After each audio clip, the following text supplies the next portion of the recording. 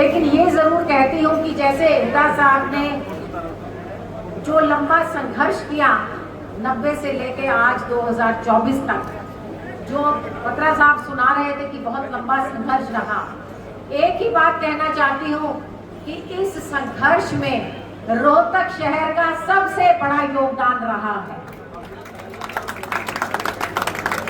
मुझे जो बुजुर्ग यहाँ बैठे हैं, सीनियर लीडर यहाँ बैठे हैं,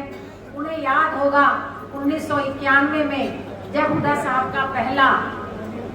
संसद का चुनाव था और उस समय के डिप्टी प्राइम मिनिस्टर उप प्रधानमंत्री चौधरी देवीलाल उनके समक्ष खड़े थे, तो न्यूज रिपोर्ट्स आई थी कि इतने कद्दावर और बड़े नेता के सामने एक पहली बार जो एमपी का चुनाव लड़ रहा है ऐसा नवयुवक खड़ा है, तो इसका क्या नतीजा होने जाएगा। लेकिन इस रोहतक की बहादुर जनता ने हुड्डा साहब का साथ दिया और हुड्डा साहब को चुनाव जीते और उस दिन ये नींव रखी गई थी कि आने वाले समय में मुख्यमंत्री की कुर्सी रोहतक में आएगी, और वो संघर्ष चला और 2004 में वो कुर्सी रोहतक में आई। जो रोहतक हरियाणा में बहुत पिछड़ गया था, इसकी गिनती कोई बहुत ज्यादा विकसित शहरों में नहीं होती थी, यही प्रयास रहा 2004 से 2005 से लेकर 14 तक कि हम रोहतक को, और केवल रोहतक नहीं पूरे हरियाणा को एक नई ऊंचाइयों पर लेके जाएं, जहां हर जिले में विकास हो, शिक्षा के नाम पर विकास हो, इंफ्रास्ट्रक्चर के नाम पे विकास हो, कानून व्यवस्था बनी रहे, हमारे युवाओं को रोजगार मिले, शहर में, प्रांत में, पूरे जिले में और हमारे पूरे प्रदेश में अमन शांति और चैन हो, कानून व्यवस्था बनी रहे, आपसी प्यार, मैं दोबारा कह रही हूँ, आपसी प्यार और भाईचारा बना रहे, और ऐसा हुआ भी। 10 साल के शासन में, कांग्रेस के शासन में कभी कोई जाति धर्म के नाम पर दंगा फसाद नहीं हुआ। 10 साल के कांग्रेस के शासन में अगर कोई भी वर्ग कभी भी किसी भी समस्या को लेकर धरने पर बैठा, 1 या 2 दिन के अंदर अंदर उसका समाधान कर दिया गया। क्यों? क्योंकि हुड्डा साहब आपके भाई हैं, आपके बेटे हैं, इन बहनों के भाई हैं, उन्हें सबके दुख दर्द का पता था, चाहे वो दुख दर्द किसान का हो, युवा बच्चों का हो, हमारे अध्यापकों का हो, हमारी बहनों चाहे आंगनवाड़ी की हैं, चाहे आशा वर्कर्स हैं, चाहे डॉक्टर्स हैं, सभी का हो।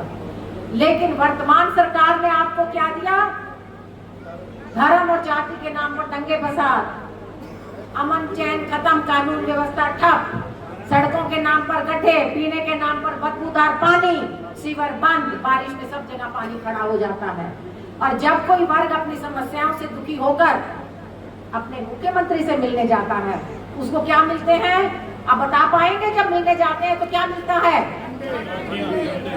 अरे कम आवाज में बताया, डंडे इतने कम तो नहीं पड़े थे, लाठी लगी थी, चाहे वो हमारी बहनें थी आंगनवाड़ी वर्कर, चाहे हमारी आशा वर्कर्स बहनें थी, चाहे सरपंच थे, चाहे टीचर थे, चाहे कंप्यूटर टीचर थे, सभी को अपनी समस्याएं बताने के लिए जब वो गए, उनकी समस्याएं सुनने की बजाय लाठी चार्ज किया गया। कोई भी मंत्री, उप मुख्यमंत्री, एमएलए, मिनिस्टर अपने आप नहीं बन सकता,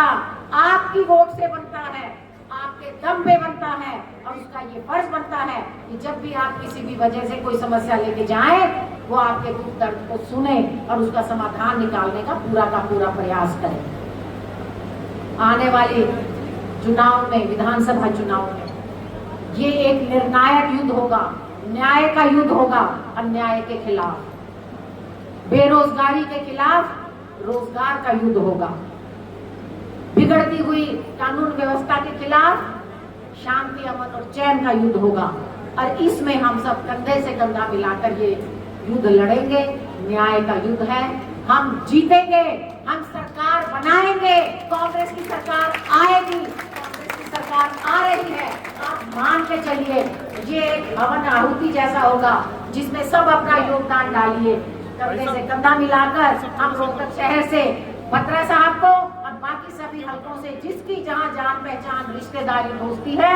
कांग्रेस के प्रत्याशियों को हम विजयी बना के कांग्रेस की सरकार बनाएंगे। और आपसे मैं आज हुड्डा साहब के जन्मदिन पे आपसे ये तोहफा मांगने आई हूँ कि यहाँ से ये शपथ लेके जाइए कि आपसी प्यार और भाईचारे के नाम पर कांग्रेस का राज बनाएंगे। ऐसे नहीं दोनों हाथ खड़े करके मुझे सभी दोनों हाथ उठा के ये दिखा दो कि ज्यादा से ज्यादा वोटों में पूरे हरियाणा में विधायकों को जिताएंगे। बोलो चौधरी भूपेंद्र सिंह हुड्डा की।